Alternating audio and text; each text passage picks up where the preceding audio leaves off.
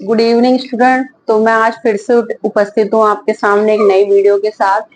और आज आपको पता ही है हमारे देश में आज बहुत बड़ी समस्या आ गई है, एक बहुत बड़ा प्रॉब्लम आ गई है, बहुत बड़ी दुर्घटना हो गई है जिस चीज के लिए हम सोच भी नहीं सकते थे। कश्मीर में बहुत बार ऐसा हुआ है कि बहुत सी आतंकवादी घटनाएं हुई है, पर कभी भी किसी टूरिस्ट पे उसने आक्रमण नहीं किया। टूरिस्ट को कभी उन्होंने वो नहीं किया।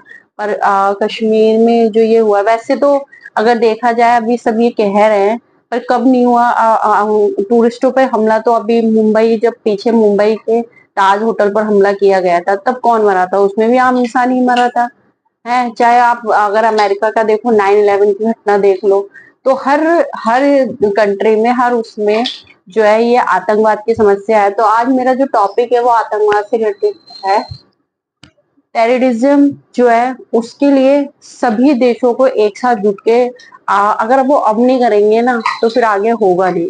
आगे और टेररिज्म ऐसे ही बढ़ता रहेगा। और इसमें एक आम इंसान, एक आम पूरी फैमिली जो है, जो एक मतलब उन्हें पता भी नहीं था, वो तो एक आराम से घूमने ही गए थे, इंजॉय करने गए थे, अपनी समस्याओं से निपटने गए थे। उन्हें क्या पता था कि आने वाले समय में ये उनका आखिरी घूमना होगा और आखिरी टाइम है।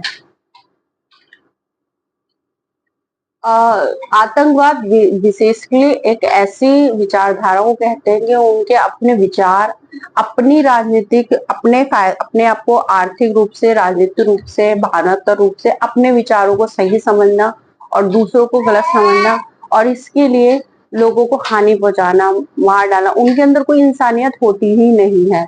और आतंकवाद का कोई धर्म नहीं होता।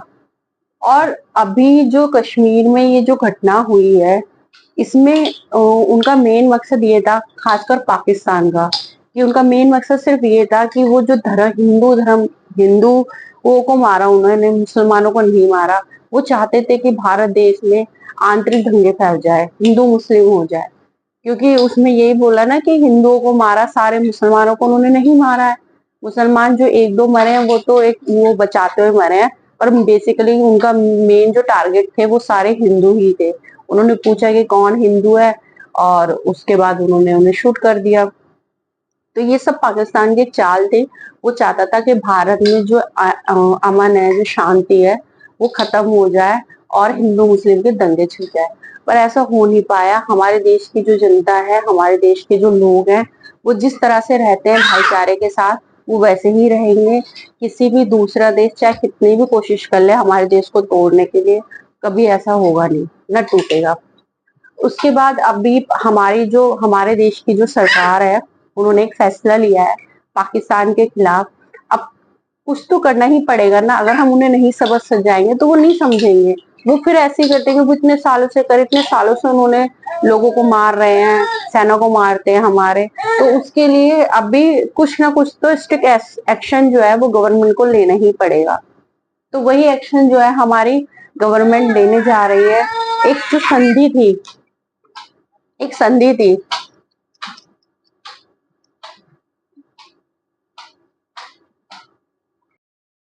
भारत देश ने जो है सन 1960 में भारत देश और पाकिस्तान, इनके बीच में एक संधि हुई थी जल के बंटवारे को लेके, जिसका नाम है सिंधु जल संधि। ये इंडस वाटर टेरिटरी भी बोलते हैं उसे। ठीक है।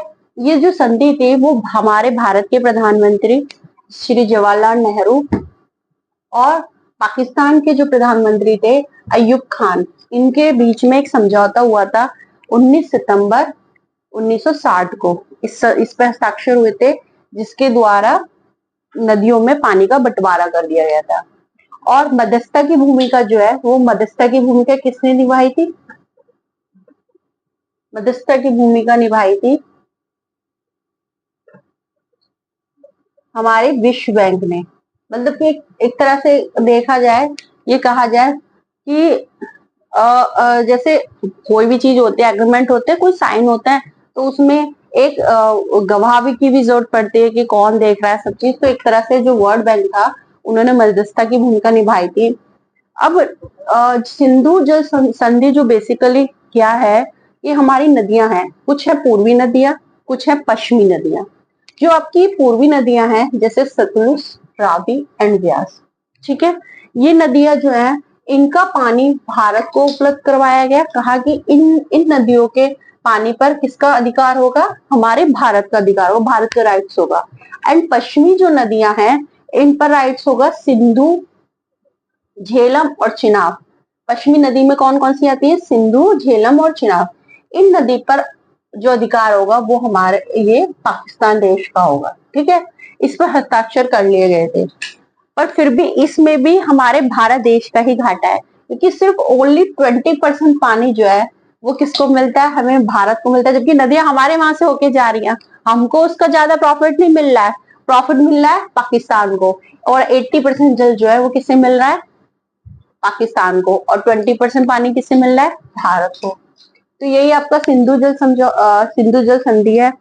और स्टूडेंट मैं आपसे कमेंट में ये पूछना चाहूंगी कि आप इस बारे में क्या सोचते हो कि भारत जो सरकार है, मेरा विचार तो यही है कि हाँ, हमारी गवर्नमेंट ने बिल्कुल सही किया है, और कुछ तो स्ट्रिक्ट एक्शन लेने ही पड़ेंगे, तभी आतंकवाद को समाप्त किया जा सकेगा और पाकिस्तान पर लगाम लगाई जाए, ताकि वो आने वाले समय में ऐसे जो ये घटनाएं होती हैं उन पर रोक लगाए और कुछ ऐसा ना करे वो। आप क्या सोचते हो इस बारे में कि हमारी सरकार जो कर रही है वो उन्होंने ठीक किया है, और वो क्या कर सकती हैं, उसके लिए आप मुझे कमेंट सेक्शन में बताइए।